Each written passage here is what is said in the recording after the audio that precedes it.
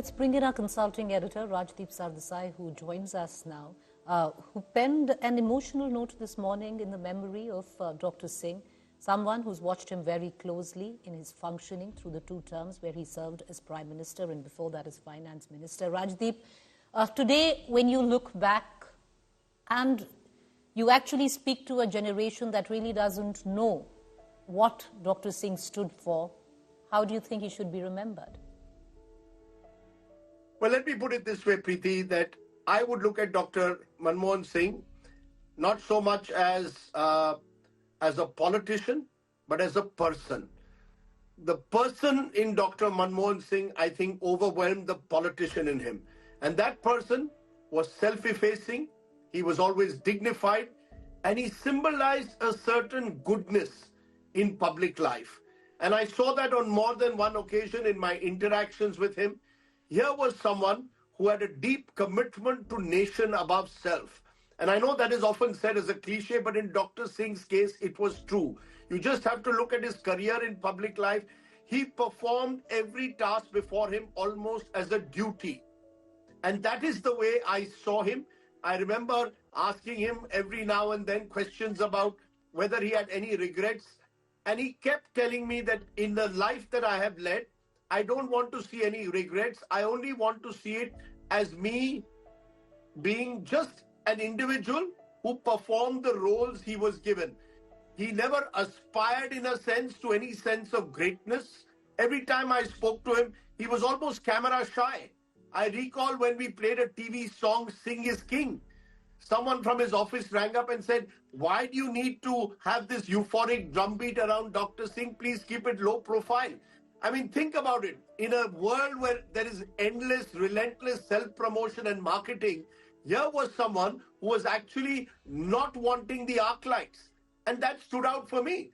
I mean, even when it came to his family, here was someone who made absolutely no effort and ensured that his family was always kept out of the arc lights, never pushed them into public life in any form. In fact, made it a fetish to keep them out of the limelight. I recall, Preeti, that I was doing a show in 1999 and we were at Dr. Singh's house and it was his grandson's birthday. And we wanted to film the birthday party and he made it very clear that if that was the case, we would have to leave the house. He said, this is my private life and you will not have any part of that. So he zealously guarded his private life.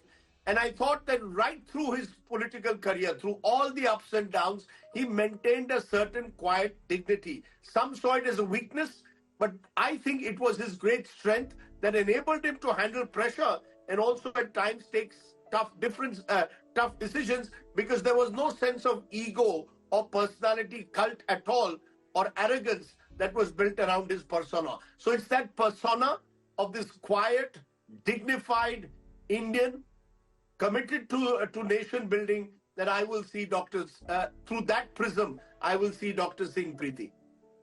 You know, Rajdeep, his last term, he got a fair amount of flack. And the day he demitted office, he held a press conference. And in that press conference, he said that he was sure that history would remember him way more kindly than contemporary media or even opposition. And that seems to have happened already because the outpouring of the spontaneous outpouring of grief, of tributes that we are seeing clearly seems to suggest that history is already kinder to him than what most were.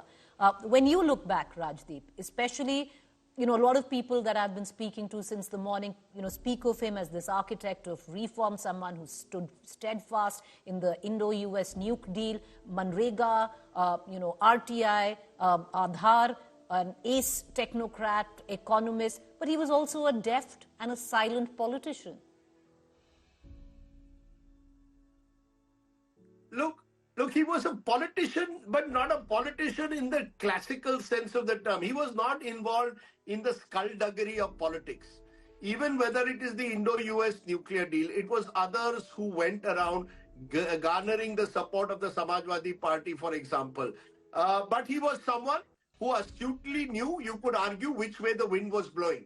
So while being close to Narasimha Rao from 1991 to 96, once Narasimha Rao lost and faded away, Dr. Singh moved into a new role. He became eventually the leader of the opposition in the Rajya Sabha, eventually Prime Minister, and aligned himself very firmly with Sonia Gandhi and the Gandhi family. So here was someone who knew, perhaps you could argue, having practiced the corridors, having worked through the corridors of power as a bureaucrat as well, which way the wind blew.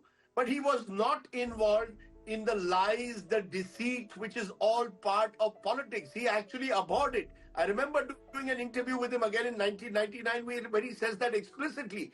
He admits that he was not cut out for that kind of politics. It didn't mean he was not a politician, but he was a politician of a very different kind. He saw himself primarily as someone involved in public service. I think that's the role he saw himself, whether he was Reserve Bank of India governor, chief economic advisor, finance minister, and indeed prime minister. And I think through all of it, the reason why I felt emotional today was, look, for my generation, Dr. Manmohan Singh and the team around him, and I emphasize the team around him, enabled us to dare to dream.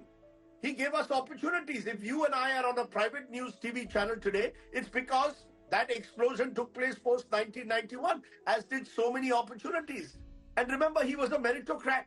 He came through academic scholarship, came from a poor family. He tells me this emotional story a few years ago of what partition meant to him, the sense of loss, of losing his home in a way in Pakistan and coming to India. But he never ever spoke about it in public. It was private to him. And he was, that day, for the first time I saw him 2 years ago when I spoke to him about this, he was getting emotional. And his wife had to stop us. Gursharanji was the big boss in the house and say, Chaliye, Dr. Singh, ab chai pee lete hain. That was the man. And I think we need to recognize that. He was a true meritocrat who then created opportunities for many others to grow. And that's why I think for my generation, I would like to see Dr. Singh as a man who enabled India to dare to dream post 1991. Well, you're right there, Rajdeep, because cutting across party lines now, not just one politician, most people use their humble origins as possible political currency, but it didn't happen with Dr. Singh. But away from that, Rajdeep, you speak of, P.V. Narasimha Rao, you speak of Sonia Gandhi. Those were the two political jugalbandis that Dr. Singh had. However, in his accomplishments, in that 2 terms, in those 10 years as Prime Minister of India, if you need to tell a generation or speak to a generation who really doesn't know anything about it, how would you explain it to them? Look, he was a middle-class hero. You asked me, why do you think there is this euphoric, why there have been these sort of heartfelt tributes to him? It's partly because, as I said, he enabled a generation to dare to dream about greater opportunity, but the middle-class dream. I think he embodied what the middle class has hoped for, which is, of course, position, power. The middle class also would like a stake of that.